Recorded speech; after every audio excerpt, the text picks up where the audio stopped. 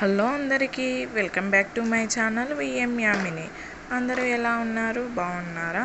అందరూ బాగుండాలని అయితే కోరుకుంటున్నాను.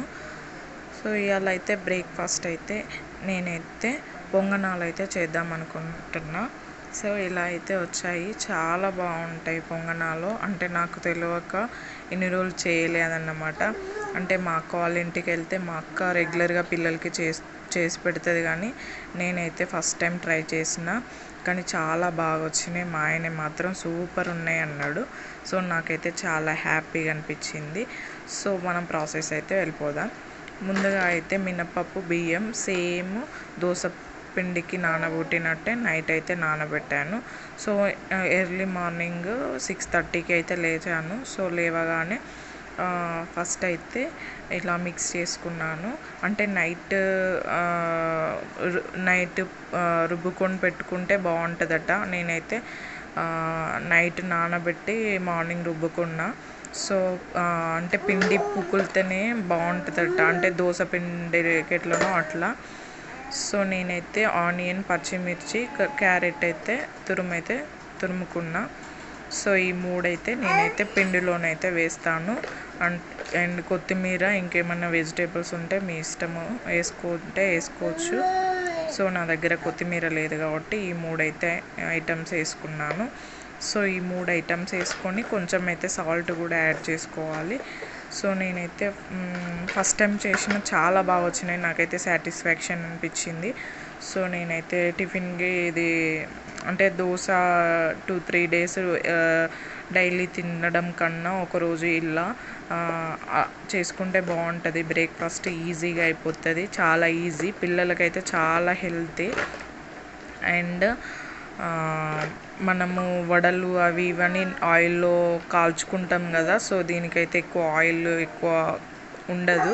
సో మా వారైతే డిమార్ట్ నుంచి నాకు తెలియకుండా ఈ ప్యాన్ అయితే తీసుకొచ్చిండు. నాకైతే చాలా హ్యాపీగా అనిపించింది, ఎందుకంటే మా అక్క వాళ్ళ ఇంట్లో అప్పుడప్పుడు తింటూ ఉంటాడు కదా. సో ఇలా నువ్వు కూడా ట్రై చేయి ఒకసారి అని ప్యాన్ అయితే తీసుకొచ్చిండు.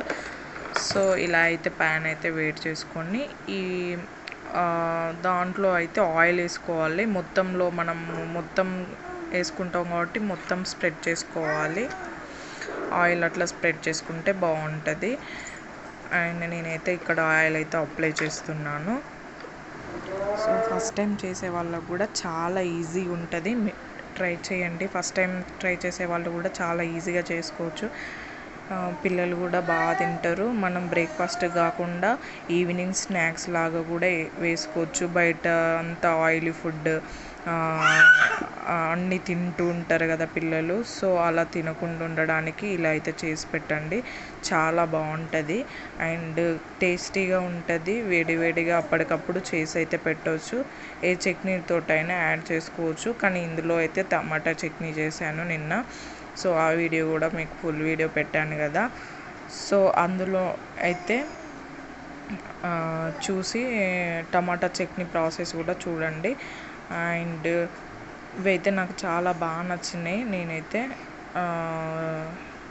నాకైతే మంచిగా అనిపించింది. సో మీరు కూడా ట్రై చేయండి. ఈ వీడియో మాత్రం మీకు అందరికీ ఫస్ట్ టైం చేసే వాళ్ళకి ఎక్కువైతే ఉపయోగపడుతుంది నా వీడియోస్, ఎందుకంటే నేను కూడా ఇప్పుడిప్పుడే చేస్తున్నా కదా ఆల్గా. సో మీకు కూడా ఫస్ట్ టైం చేసే వారికి చాలా ఉపయోగపడుతుంది.